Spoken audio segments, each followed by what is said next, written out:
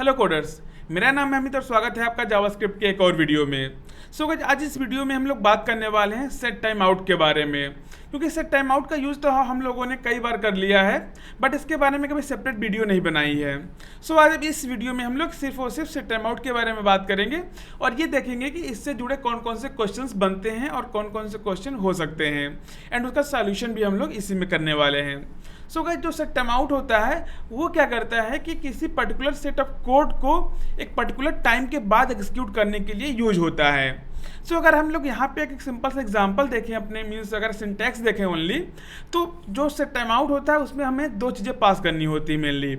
पहला है हमारा एक फंक्शन, एक कॉलबैक फंक्शन, जो कि हम लोगों ने अपने पिछले वीडियो में पढ़ा है, और जो दूसरा है आर्गूमेंट, वो दूसरा आर्गूमेंट है हमारा टाइम।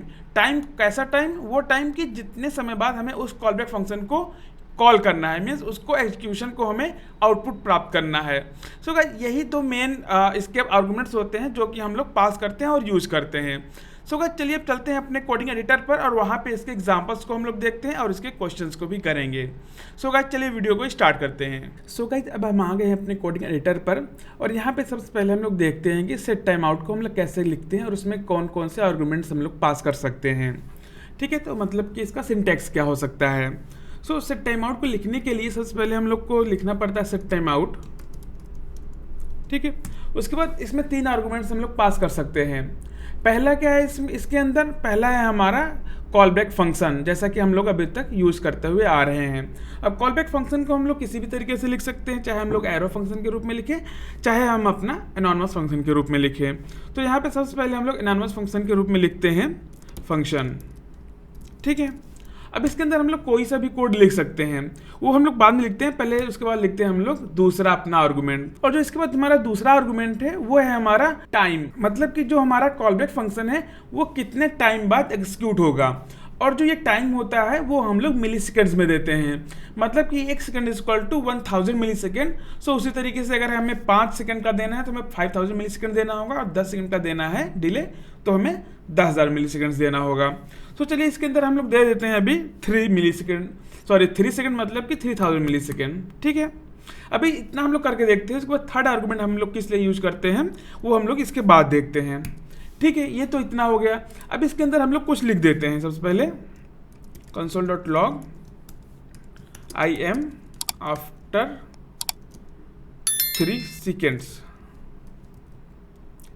ठीक है, अब इसको सेव करते हैं। अब जैसे सेव करेंगे तुरंत ही हमें हमारा आउटपुट यहाँ कंसोल में नहीं दिखेगा। जो हमारा आउटपुट है वो 3 सेकंड जैसे ही कंप्लीट होगा तब वो यहाँ पे दिखेगा। ठीक है, एक बार फिर से मैं रिफ्रेश करता हूँ इसको। रिफ्रेश किया, अभी कोई आउटपुट नहीं दिख रहा है। अब जैसे ही 3 सेकंड हो गए ये जो आउटपुट है वो दिखने लगा, जो कि हमने यहाँ पे console.log में लिखा हुआ है। ठीक है, अब जैसा कि हम लोग जानते हैं कि जो हमारा कॉलबैक फंक्शन होता है उसके अंदर हम कोई भी पैरामीटर रिसीव भी कर सकते हैं, मतलब कोई वैल्यू रिसीव भी कर सकते हैं। ठीक है, तो यहीं पे हमारी बात आती है कि तीसरा जो हमारा आर्गूमेंट है सेट टाइम आउट के अंदर, उसमें हम लोग क्या पास करेंगे।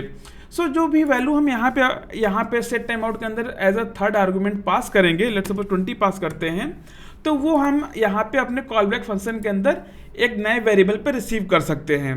ठीक है, तो यहाँ पे अगर हम इसे नंबर के थ्रू रिसीव करते हैं यानी UEM, तो इसे हम लोग यहाँ पे प्रिंट करवा सकते हैं। ठीक है, तो अगर हम लोग यहाँ पे 20 पास करेंगे और यहाँ पे एक वैल्यू रिसीव करना चाहेंगे, तो जो भी ये 20 है वो हमें इस नम पे इस फंक्शन के अंदर मिल जाएगी। ठीक है, अब इसको सेव करते हैं। जैसे ही सेव करेंगे 3 सेकेंड बाद क्या होगा, जो भी हमारा आउटपुट है I am आफ्टर 3 सेकेंड, और उसके बाद क्या है 20, जो कि 20 क्या है जो हमने यहाँ से पास किया है। ठीक है, अब इसको हम लोग क्या करते हैं, 20 को यहाँ पे 30 भी कर देते हैं, 40 कर देते हैं एक बार। अब सेव करते हैं, तब यह क्या होगा कि सेकेंड्स के बाद जो भी है नम 40 वो हमें मिल जाएगा। इस तरीके से सेट टाइम आउट के अंदर हम लोग 3 आर्गूमेंट्स पास करते हैं। पहला है हमारा क्या, फंक्शन, कॉलबैक फंक्शन। दूसरा है हमारा जितने सेकंड बाद हमें उस कॉलबैक फंक्शन को एग्जीक्यूट करवाना है। और तीसरा आर्गुमेंट, अगर हमें उस कॉलबैक फंक्शन के अंदर कोई भी वैल्यू रिसीव करनी है डायरेक्टली उस कॉलबैक फंक्शन के अंदर, तब जो भी वैल्यू हम यहाँ से पास करेंगे तो डायरेक्टली हमें यहाँ से मिल जाएगी।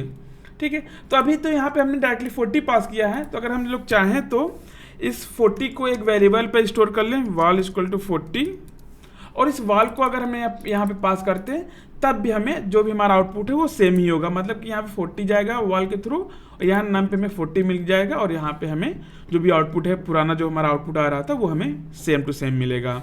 सो इस तरीके से जो सेट टाइम आउट है वो हम लोग यूज करते हैं। तो अब जैसा कि हम लोग जान गए हैं कि जो सेट टाइम आउट होता है उसके अंदर जो भी कॉलबैक फंक्शन होता है वो कुछ समय बाद एग्जीक्यूट होता है, मतलब कि जितना भी समय हम यहाँ पे दे देंगे उतने समय बाद ही एग्जीक्यूट होगा। सो इसके अराउंड कुछ क्वेश्चंस भी क्रिएट होते हैं जो कि इंटरव्यू में काफ़ी ज़्यादा पूछे जाते हैं और इंटरव्यूअर्स के लिए काफ़ी ज़्यादा फेवरेट भी हैं। तो चलिए अब उसको एक एक करके हम लोग चेक करते हैं कि वो कौन कौन से हो सकते हैं। ठीक है, तो उसके लिए हम लोग क्या करते हैं, यहाँ पे वाल को यहाँ से हटा देते हैं।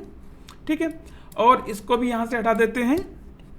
यहाँ पे हम लोग लिखते हैं सबसे पहले कॉन्स्ट a इक्वल टू 10। ठीक है, और यहाँ पे हम लोग क्या करते हैं कंसोल डॉट लॉग यहाँ पे a। तो यहाँ पे हम लोग डायरेक्टली भी इसको एक्सेस कर सकते हैं, नॉर्मल है। ठीक है, अब इसको सेव करते हैं। अब जैसे सेव करेंगे तब क्या होगा कि 3 सेकंड बाद जो भी a की वैल्यू है वो हमें यहाँ पे मिल जाएगी। अब इसको लेट से कॉन्स्ट से हम लोग लेट कर देते हैं और इसको आप सेव करें तब भी जो भी है a की वैल्यू 10 हमें मिल जाएगी 3 सेकंड बाद। ठीक है, अब क्या करते हैं जो भी हमारे सेट टाइम आउट है इसके बाद क्या करते हैं हम लोग a की वैल्यू को इंक्रीज कर देते हैं, मतलब कि या फिर चेंज कर देते हैं। इसको हम कर देते हैं 30। सो अब यहाँ पे गेस करिए कि यहाँ पे आउटपुट क्या मिलेगा। आप लोग कमेंट बॉक्स में बताइए वीडियो को पॉज करके कि आपके हिसाब से आउटपुट क्या आना चाहिए। ठीक है, कमेंट कर दिया। अब देखते हैं यहाँ पे क्या आउटपुट आना चाहिए। अब जैसे ही नॉर्मली क्या होगा कि a की वैल्यू जैसे अभी तक 10 आ रही थी 10 आनी चाहिए, उसके बाद भी हम लोग वैल्यू a की वैल्यू 30 को चेंज कर रहे हैं। ठीक है, वही आना चाहिए। बट अगर हम लोग इसको सेव करें तब क्या होगा, क्या हुआ, अब यहाँ वैल्यूज की क्या होगी 30, है ना, थोड़ी सी सरप्राइजिंग बात। तो चलिए जानते हैं अब इसके पीछे का कारण क्या है। ठीक है, सो अब जैसे कि हम लोग यहाँ पे देखें कि जो सेट टाइम आउट है वो क्या हो रहा है कि 3 सेकंड बाद एग्जीक्यूट हो रहा है। मतलब कि ये जो सेट टाइम आउट के अंदर जितना भी कोड लिखा गया है ये सबसे लास्ट में एग्जीक्यूट होगा।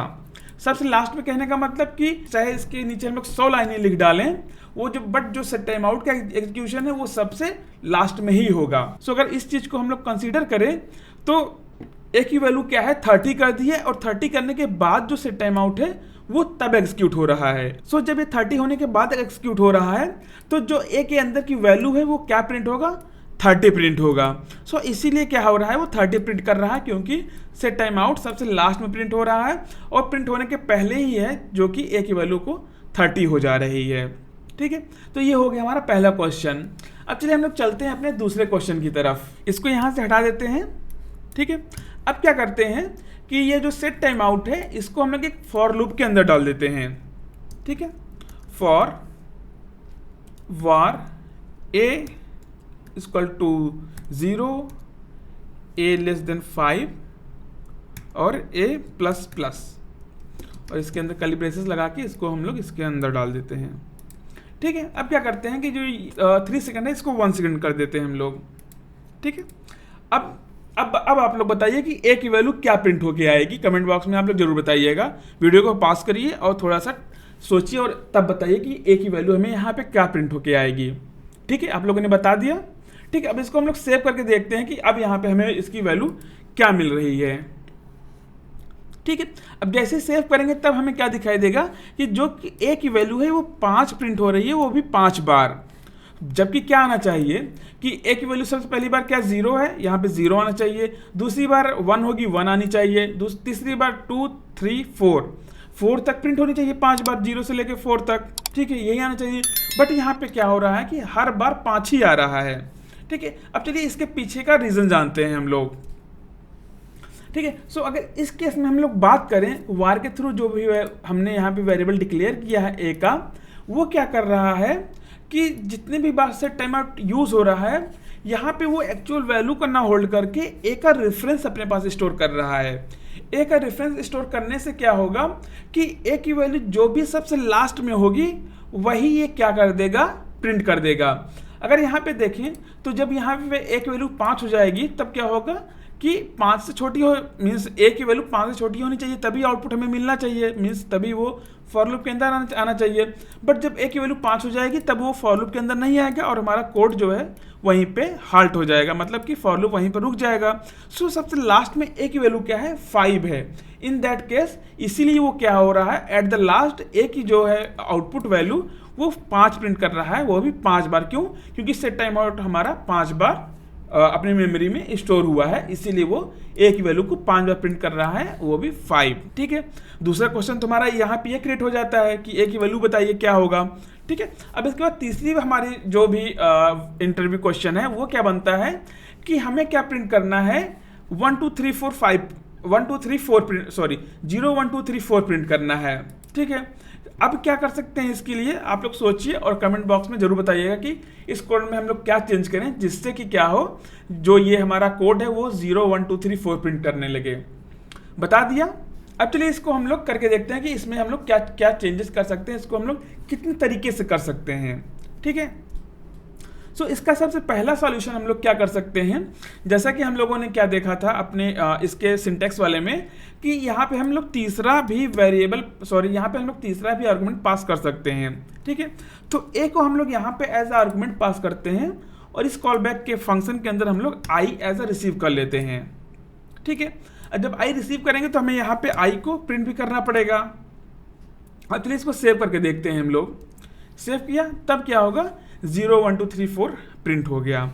ठीक है, तो मतलब जो भी हमारा यहाँ पे रिजल्ट था वो यहाँ पे अचीव हो गया। जो भी इंटरव्यूअर का क्वेश्चन था कि 0 1 2 3 4 प्रिंट करवाइए, वो यहाँ पे इस तरीके से हम लोग 0 1 2 3 4 प्रिंट करवा सकते हैं।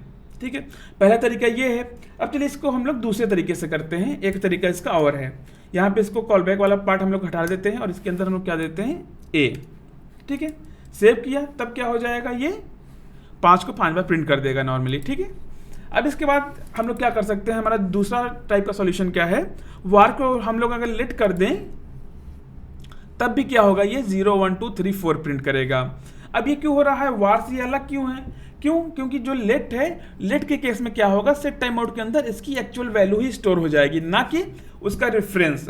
इसीलिए रेफरेंस ना स्टोर होकर डायरेक्टली ए की वैल्यू स्टोर हो रही है और ए की वैल्यू जो होगी वो 1 सेकंड बाद प्रिंट होगी।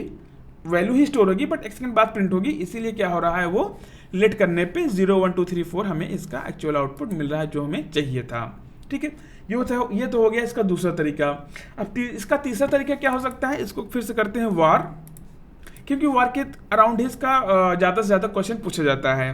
ठीक है, अब इसको क्या कर सकते हैं, हम लेट करें आई इक्वल टू ए और आई को हम लोग यहाँ पे प्रिंट कर दें नॉर्मल। ये सबसे बेसिक तरीका है इसके हमें आउटपुट को देखने का। ठीक है, सेव करते हैं तब क्या आएगा, 0 1 2 3 4 नॉर्मल ही हमें आ गया।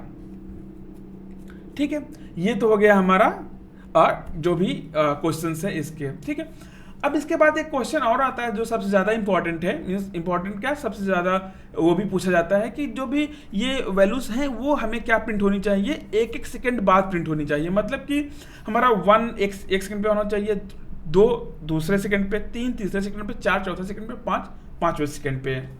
ठीक है, तो इसके लिए हम लोग क्या कर सकते हैं यहाँ पे कि 0 से हम लोग ना करके हम लोग 1 से स्टार्ट करते हैं और इसको यहाँ पे 6 कर देते हैं। अगर तब करते हैं तब क्या होगा, 1 2 3 4 5 तुरंत ही प्रिंट हो जाएगा। ठीक है, तो उसके लिए हम लोग क्या कर सकते हैं कि जो 1000 है इसको हम लोग मल्टीप्लाई कर दें ए से। ठीक है, अब मल्टीप्लाई करने से क्या होगा, पहली बार में 1000 इंटू 1 मीन्स 1 सेकेंड होगा। जब ये 2 होगा तो 2000 हो जाएगा मिली सेकेंड। उसके बाद जब 3 होगा तो 3000, जब 4 होगा 4000, जब 5 होगा 5000। सो इस तरीके से क्या होगा, जो हमारा सेट टाइम आउट है वो 5 बार लिखा जाएगा और 5 बार क्या होगा, उसका टाइमिंग क्या होगा, अलग अलग होगा, 1 2 3 4 सेकेंड, 5 सेकेंड। ठीक है, अब सेव करते हैं, इसका आउटपुट देखते हैं, 1 हुआ, 2 हुआ, 3 हुआ, 4 हुआ, 5 हुआ। ठीक है, तो इस तरीके से ये सारे क्वेश्चंस हम लोग कर सकते हैं कि फॉर लूप के अराउंड जितने भी क्वेश्चंस हैं इसके वार से रिलेटेड वो हम लोग कर सकते हैं। ठीक है, ये तो हो गया फॉर लूप के अराउंड क्वेश्चंस। ठीक है, अब इसके बाद एक और क्वेश्चन की हम लोग बात करते हैं जो काफ़ी ज़्यादा पूछा जाता है। इसको यहाँ से हटाते हैं। ठीक है, हटा देते हैं, इसको भी यहाँ से हटाते हैं, 1 सेकंड रहने देते हैं। इसको I am inside set time out. ठीक है, सो अब क्या कर सकते हैं हम लोग, इसको जो हमारा ये फंक्शन है इसको यहाँ से हटा करके हम लोग console.log डायरेक्टली अगर हम यहाँ पे लिख दें आई एम console.log। ठीक है, तो अब यहाँ पे आप लोग बताइए कि इसका आउटपुट क्या आना चाहिए। ठीक है, आप लोग वीडियो को पॉज करिए, थोड़ा सा सोचिए और कमेंट बॉक्स में जरूर बताइएगा कि इसका आंसर क्या आएगा। ठीक है, सोच लिया, कमेंट में कर दिया। अब इसको सेव करते हैं और देखते हैं इसका आउटपुट क्या आता है। ठीक है, अब जैसे सेव करेंगे तब क्या होगा, आई एम कंसोल लॉग तुरंत ही प्रिंट होके आ गया। ये 1 सेकंड भी नहीं लगाएगा। अब इसको चेंज करके हम लोग 10 सेकंड कर देते हैं, तब देखते हैं कि ये वेट नहीं कर रहा 10 सेकंड का, ये तुरंत ही एग्जीक्यूट हो रहा है। क्यों? अब यहाँ पे क्या प्रॉब्लम हो रही है, प्रॉब्लम क्या, ये हमारा कॉलबैक का नेचर है। क्योंकि अगर हम लोग कॉलबैक वाले अपने वीडियो को रिवाइज करें थोड़ा सा, तो वहाँ पे मैंने बताया था कि जब भी हम लोग कॉलबैक फंक्शन को पास करते हैं तो वहाँ पे हम पैरेंथेसिस का यूज़ नहीं करते हैं। वहाँ पे हम लोग सिर्फ और सिर्फ फंक्शन का नाम देते हैं या फिर पूरा का पूरा फंक्शन ही लिख देते हैं। वहाँ पे हम लोग पैरेंथेसिस उसके आगे नहीं लगाते हैं। जैसा कि अगर हम लोग यहाँ पे ये हम लोग कह सकते हैं कि इमीडिएटली इन्वोक फंक्शन को हम लोग यहाँ पे पास नहीं कर सकते। वो पास करने से क्या होगा, वो डायरेक्टली वहीं पे एग्जीक्यूट हो जाएगा, ना कि उसका रेफरेंस वहाँ पे पास करके वो एग्जीक्यूट उसके अंदर करेगा। ठीक है, सो इस तरीके से अगर हम लोग डायरेक्टली यहाँ पे console.log लिख देते हैं तो वो तुरंत ही एग्जीक्यूट कर जाएगा आई एम कंसोल लॉग। वो 10 सेकंड का वेट नहीं करेगा या फिर कुछ भी अदर एक्टिविटीज वो नहीं करेगा। सो ये सेट टाइम आउट के काफ़ी ज़्यादा पॉपुलर क्वेश्चंस हैं जो पूछे जाते हैं। सो आगे के वीडियोस में हम लोग काफ़ी और क्वेश्चंस इसके कवर करेंगे। जब हम लोग क्लोजर्स पढ़ेंगे या फिर कॉल अप्लाई बाइंड पढ़ेंगे तो उस टाइम पे भी हम लोग सेट टाइम आउट के कुछ क्वेश्चंस कवर करेंगे। सो अगर आपको ये वीडियो अच्छा लगा हो तो वीडियो को लाइक कीजिए, चैनल को सब्सक्राइब कीजिए और अपने दोस्तों के साथ शेयर कीजिए। तब तक के लिए keep watching and keep learning.